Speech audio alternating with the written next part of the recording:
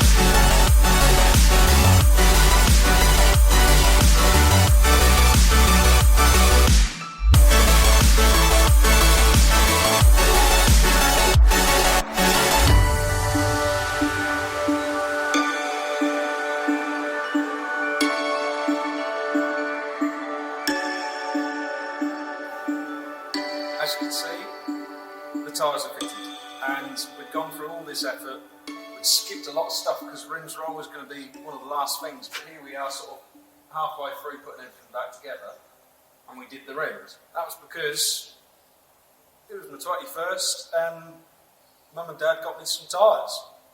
And brand new, unused, perfect for ploughing. They're a bigger size. The old ones, I can't remember the size of, what were they? Old ones are... Yeah. The old rear tyres, 12.4s. These are 13.6s. So we sat up a lot higher. This tractor is so bloody tall now, because when I had the tractor, the tyres have always been bald, so you already lost a good inch. And now we've just got a bigger tyre with fresh cleats, and it's just sat really tall now. Because I don't remember the tractor being this tall, because we're now quite a few years since we've actually been ploughing with the old gal. Yeah, let me start that again. We've been quite a few years since we've actually been using it, so this definitely feels a lot taller. Because in older videos, like with drone footage, you can see that it always sat bummed down because of the smaller size tyre. But now we've got these lovely big ones, it sits completely flat. When we get a bit of tyre pressure, yes, it might go down at the back a little bit, but it just sits so tall now, you're hardly going to notice. But that is just brilliant. It looks brilliant, it stands proud again. It feels like a tractor again. Of course, we've got the original fronts back on as well. The other side one is shaggy, and I will look for a replacement, but for now, the fronts have still got enough life in them for now, until the tractor is back in one piece. We'll have a couple of, we'll have a little while with these front tyres yet, pretty much. But the rear ones are just, they're going to last my lifetime for sure. Because even when we do get ploughing again, this isn't exactly back on our hours, it's hardly using the rubber. But definitely, this feels inspiring, this feels brilliant to see it back again. So, all we've got now is to finish off the pedals underneath, which I've been a little bit hesitant about because I'm not quite sure the way they're meant to go. It's not very clear in diagrams and photos that I took years ago when I took it all apart. So, a little bit dubious about the pedals. Clutch pedal should be easy, that should be straightforward. It's just the brakes I'm a bit nervous about. And of course, then we've just got to reattach the gear column in the centre here, but that's not a big problem. That's just reconnecting on the gears, on the selectors at the top of the cover, at the top of the gearbox. And then that just clamps itself around the steering column. So that's not a big drama. But I'm going to put out another video because there's a good couple of updates we've got. We've got all this front section rebuilt. That's in another video. But we have got a tractor that will now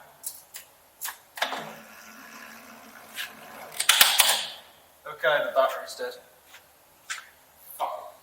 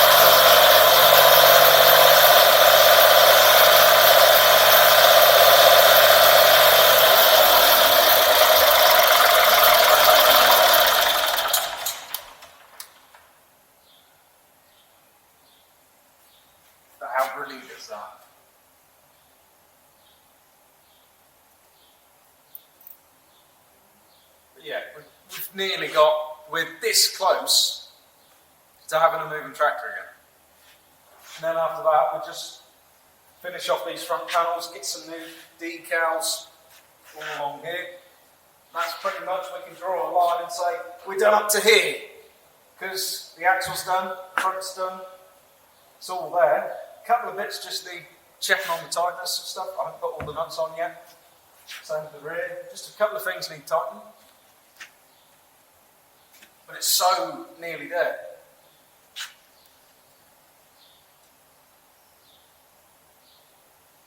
But we just need to tidy up, is the gist of it. The tractor just needs finishing on the tidy up. I've started diagnosing. I've started looking into the heater fans at the top there, because what I'm hoping to do, like I said, finish the front off. We'll worry about decals later really, but we'll get the panels on there. Then we'll get the cab refitted, and where I want to start with the cab finishing off is working top to bottom basically. Well, that's a lie, actually. I'm going to do the pedals shortly this weekend. Then I'm going to do the roof, get the heater working. I pressure tested the heater element. That's all good, that doesn't leak. I've got a new switch somewhere in my shed for the heater valve. But I just need to test the motor for the fans. I think I may need to get a new motor, because it never really worked apparently. Well, no, it did work, but I've never known it to work. I've never known it to work. So we're sort of going to do this bit, that bit, and then all the rest, fit the glass, and then we'll worry about rear linkage.